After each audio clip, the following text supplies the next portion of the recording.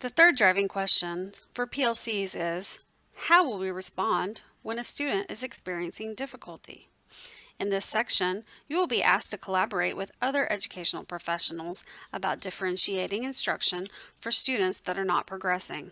This will begin by reflecting on our teaching practices as it relates to monitoring and adjusting instruction. Finally, you will be connected with resources to guide your PLC discussions for interventions. Social foundations help teachers understand that the ability to learn is not simply determined by genetics, but it is greatly influenced by learning experiences that people have. No matter how far behind grade level one's students might be, there is strong reason to believe that when teachers skillfully and intentionally differentiate instruction to meet the needs of their students, all students are capable of growing and learning academic concepts. That is, skill level is not the same as the ability to learn. It is more an indicator of the types of learning experiences that a student has had in the past. That is why, when referring to learning, it is never too early and it is never too late.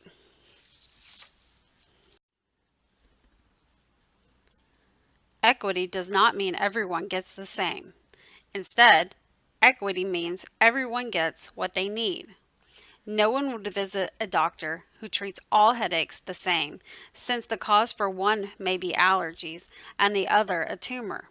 Identical treatment for two students who don't do homework for different reasons, one who has to help at the family business after school and one who watches too much television, is no different than a doctor with a single cure for all headaches. The definition of equity is just and fair inclusion. An equitable society is one which all can participate and prosper. The goals of equity must be to create conditions that allow all to reach their full potential. In short, equity creates a path from hope to change. So, how will we respond when a student is experiencing difficulty? RTI is an equity practice of providing high-quality intervention matched to students' needs. In our classrooms, it is expected that we consistently check for understanding.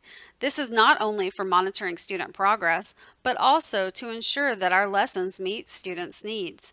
We provide immediate feedback to students in order to reinforce their learning and ensure they understand key concepts. We make lesson adjustments as necessary in response to student progress through the use of developmentally appropriate strategies that maximize student engagement.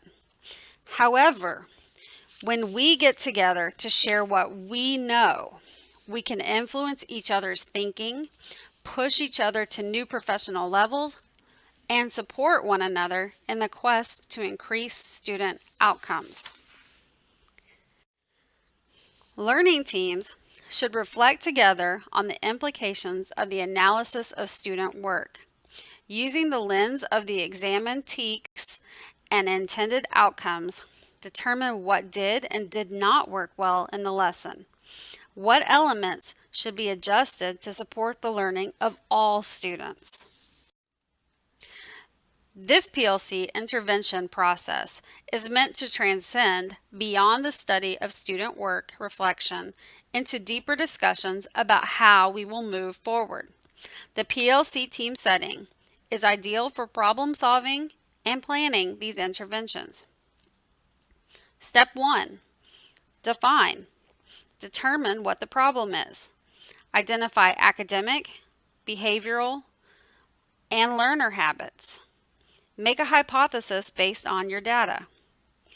Step 2. Determine why it is taking place.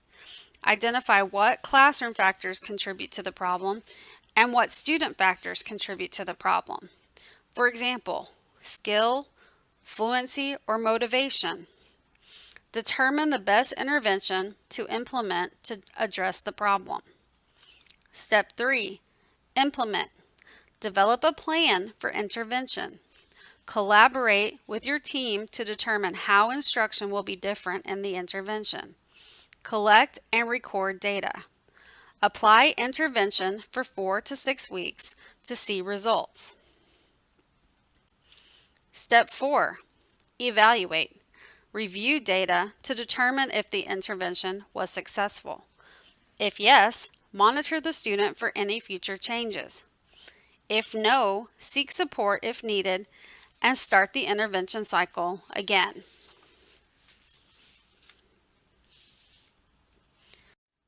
Additional application can be made by watching one of our PLC teams discuss interventions in the Nice to Know section below. Explore the resources encouraged by our RTI department in the Where to Go section.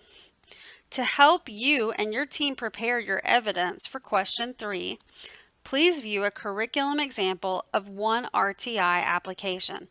This is provided in the evidence section for you to join in the discussion and practice.